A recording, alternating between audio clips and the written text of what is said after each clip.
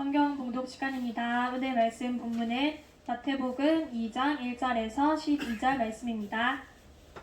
마태복음 2장 1절에서 12절 말씀을 한 절씩 교독하겠습니다.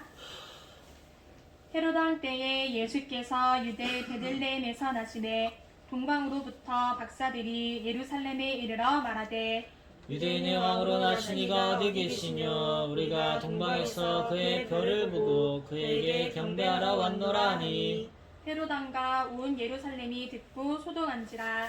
왕이 모든 대제사장과 백성의 서기관들을 모아 그리스도가 어디서 나겠느냐 물으니 가로되 유대 베들레헴이오니 이는 선지자로 이렇게 기록된 바 또 유대 땅 베들레헴아 너는 유대 고을 중에 가장 작지 아니하도다. 내게서 한 다스리는 자가 나와서 내 백성 이스라엘 목자가 되리라 하였음이니이다.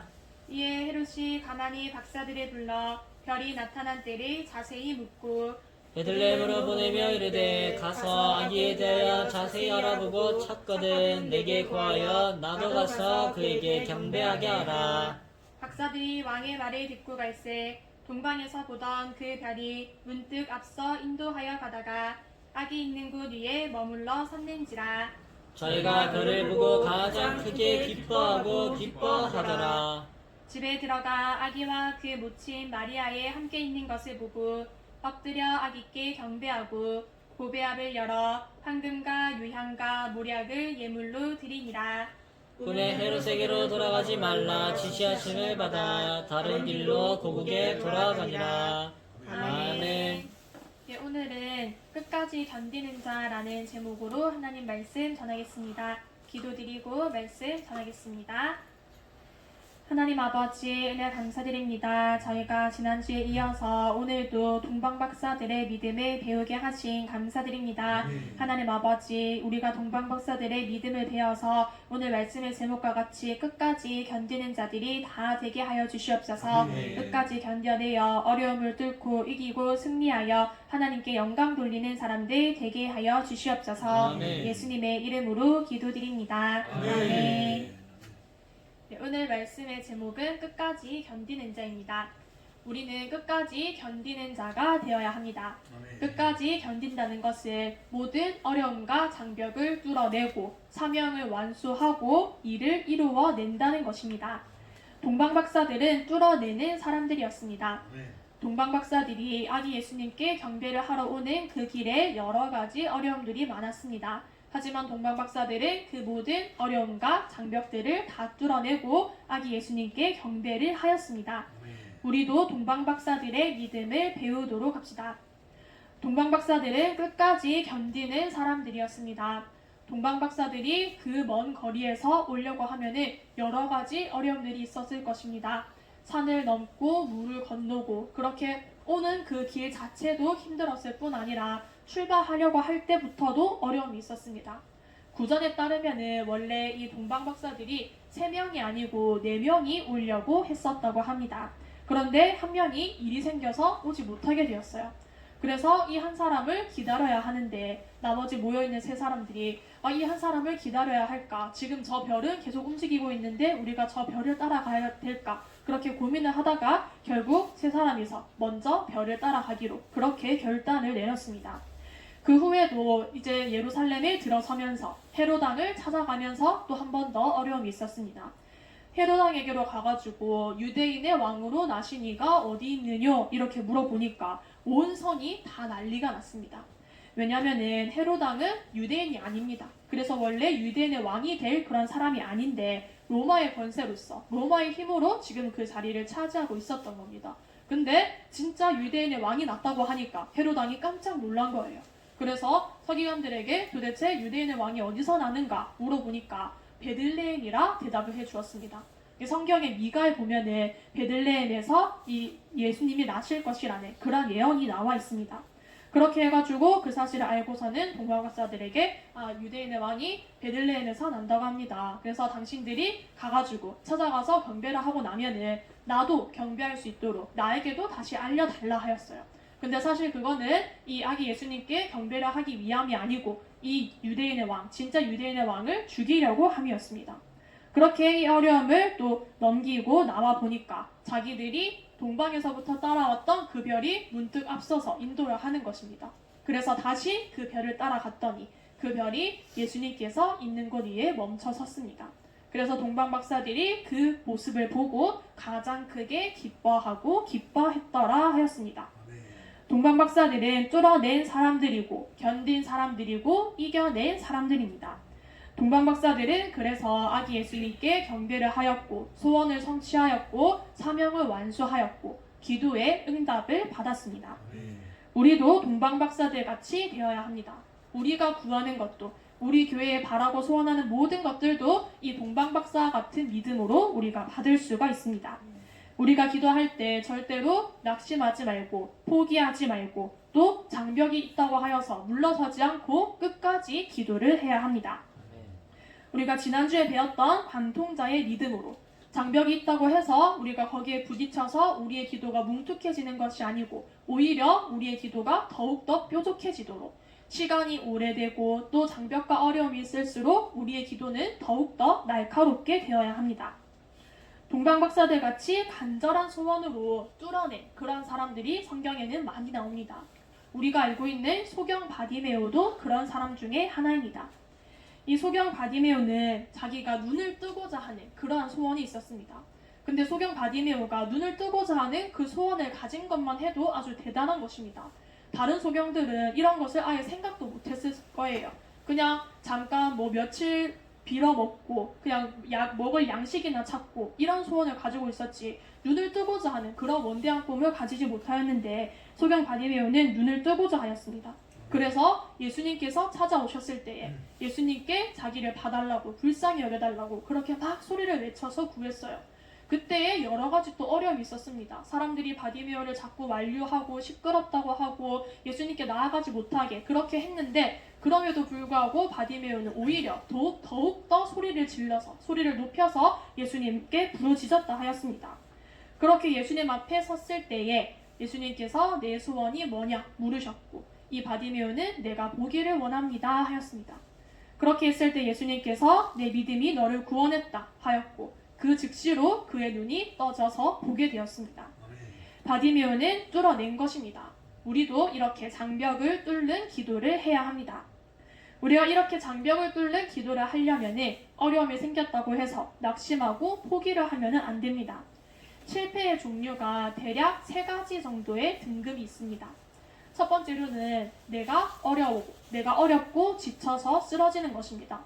이거는 내가 힘들고 또 기도의 응답이 오랫동안 이루어지지 않고 내가 지치고 그렇게 해가지고 쓰러지는 것입니다. 그런데 이 정도의 실패는 이 정도까지는 그나마 아직 회개를 하고 돌이키기가 쉽습니다. 이제 2번째 단계는 베드로의 낙심입니다. 예수님께서 붙잡히셨을 때에 신문을 당하셨습니다.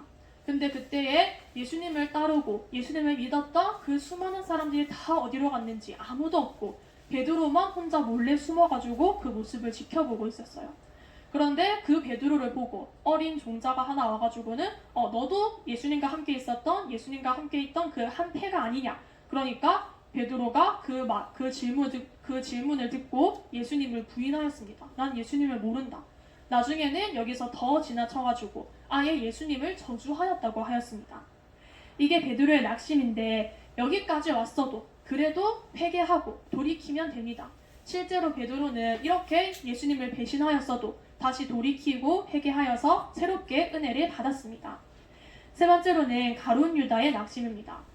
가룟 유다가 처음에는 예수님을 굉장히 사랑했다고 합니다. 그런데 점점 일이 돌아가는 그 사태를 보니까 예수님 곁에 붙어있으면 안 되겠는 거예요. 예수님 곁에 붙어있으면 자기도 함께 죽을 것 같은 거예요. 그래서 그냥 은 30을 받고 예수님을 팔아 넘겼습니다. 이거는 베드로의 낙심보다도 베드로의 배신보다도 더 심한 것입니다. 왜냐면은 베드로는 자기가 그냥 무서워서 얼결에 예수님을 부인하고 말았지만 이때 가룟 유다는 아예 완전히 마귀의 하수인이 되었던 것입니다. 그래도 이때라도 회개를 했으면 됐는데 가룟 유다는 끝까지 회개를 하지 않았습니다. 회개는 하지 않고 자기는 마음이 괴로우니까 그냥 자살을 하는 것을 선택하였습니다. 우리가 설령 이렇게 낙심하고 쓰러졌을지라도 우리가 다시 돌이키고 회개를 하면 됩니다. 우리가 하나님 앞에 서는 것이 두렵고 어려울 때도 있지만 그럴 때 우리가 기억해야 하는 것은 하나님께서 우리를 굉장히 사랑하신다는 겁니다. 하나님께서는 우리를 아주 사랑하시기 때문에 우리가 이렇게 돌이켜서 주님께 매달리고 주님만 찾고 주님께만 부르짖고 그러면은 하나님께서 굉장히 흡족해 하십니다. 성경은 우리에게 신앙생활은 끝까지 하는 것이다. 끝까지 견디는 것이다. 그렇게 가르쳐 줍니다.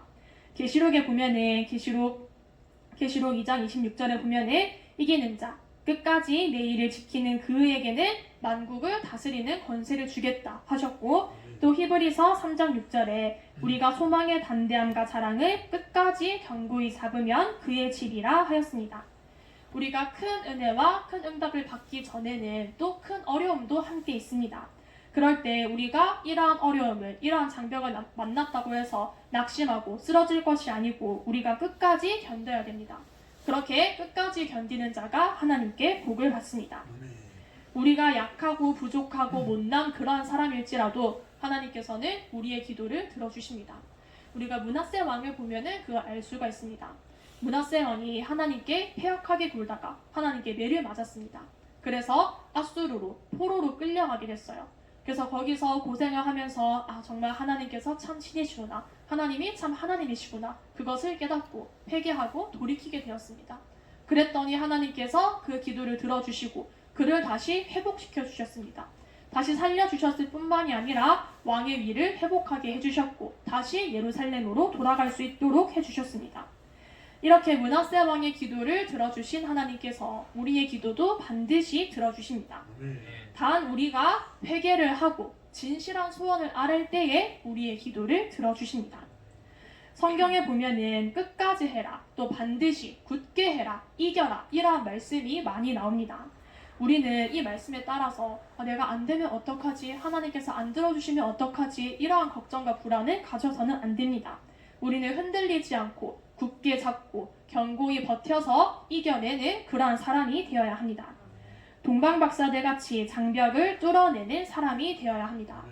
우리의 기도의 끝이 절대로 뭉툭해져서는 안 됩니다. 바디메오 같이 우리의 소원을 날카롭게 해서 분명하게 해서 기도를 하도록 합시다. 왕은 아주 중요한 사람입니다. 그래서 왕이 무엇을 뜻하는지, 무엇을 바라는지, 무엇을 소원하는지 이것이 굉장히 중요합니다. 근데 하나님께서는 우리를 왕과 같이 대접을 해주십니다. 그래서 우리가 가지는 소원이 무엇인지를 굉장히 궁금해하시고 우리가 가진 소원을 하나님께서는 이뤄주고 싶어 하십니다. 그런데 마귀는 자꾸 우리를 속입니다. 너는 하찮은 사람이다. 네가 기도해봤자 하나님께서 듣지 않으신다. 마귀는 이렇게 우리를 속이지만 하나님은 우리를 왕처럼 대접해주시고 우리의 소원을 아주 귀하게 여기십니다. 우리가 기도할 때에 솔직하게 기도를 해야 합니다. 사람들이 기도를 할 때 가식적인 기도를 하는 경우가 많습니다. 가식적인 기도는 아주 고상하고 또 물 흐르듯이 유연하게 그렇게 기도가 될지는 몰라도 그 기도가 아주 희미합니다. 우리가 기도를 할 때에는 우리가 진정으로 원하는 것이 무엇인지 그게 희미해서는 안 됩니다. 우리의 기도의 끝을 아주 날카롭게 뾰족하게 하여서 우리가 원하는 바를 분명하게 해야 합니다. 우리는 아주 간결하고 분명하고 또 솔직하게 그렇게 기도하도록 합시다. 하나님께서 왜 우리를 이 세상에 살게 하실까? 참으로 악한 자가 득세하기도 하고 거짓말하는 사람이 더 잘 되기도 하고 온갖 가지 자연재해와 가난과 기근과 또 그런 여러 가지 어려움들이 있는 이 세상에 우리를 왜 살게 하시는 것일까? 하나님께서 우리를 이 복잡한 세상에 살게 하시는 이유는 우리가 이 어려운, 이 풍랑과 같은 이 세상 속에서 하나님을 찾고 의지하고 매달려서 주님의 사랑을 깨달으라고 하시는 것입니다. 그래서 우리가 이렇게 요지경이 이런 어려운 세상을 믿음으로 뚫고 나아갔을 때에 끝까지 견뎌냈을 때에 내가 참으로 상 받을 만하다. 그렇게 우리를 칭찬해 주시려고 하시는 것입니다. 그러니 우리는 기도로 어려움을 뚫어내고 끝까지 이기는 사람들이 다 되도록 합시다. 우리가 특히 지금 교회를 위한 소원이 아주 우리가 분명한데 교회를 위해서 기도할 때에 하나님 제가 정말로 소원합니다. 이 교회가 하나님 아버지 앞에 복을 받기를 소원합니다. 이 교회가 하나님 앞에 부흥하기를 소원합니다. 우리의 소원을 그렇게 날카롭게 하여서 교회를 위하여 기도하도록 합시다. 네. 우리가 그렇게 기도를 해서 이 새해에는 하나님께서 주시는 응답과 축복이 우리 교회에도 또 여러분들의 삶에도 가득하시기를 바랍니다. 아멘. 기도하고 말씀을 마치겠습니다. 하나님 아버지 은혜 감사드립니다. 오늘 저희들에게 동방 박사들의 믿음을 가르쳐 주신 감사드립니다. 하나님 아버지 저희가 동방 박사와 같이 어려움과 장벽이 있다고 하여도 멈추지 않고 중단하지 않고 끝까지 뚫어내고 이겨내는 그런 믿음이 되게 하여 주시옵소서. 그래서 올해에는 우리의 그 믿음으로써 기도하는 모든 것들을 다 이루고 교회가 바라고 소원하였던 것 모두를 다 이루는 그런 한 해가 되게 하여 주시옵소서. 예수님의 이름으로 기도드립니다. 아멘.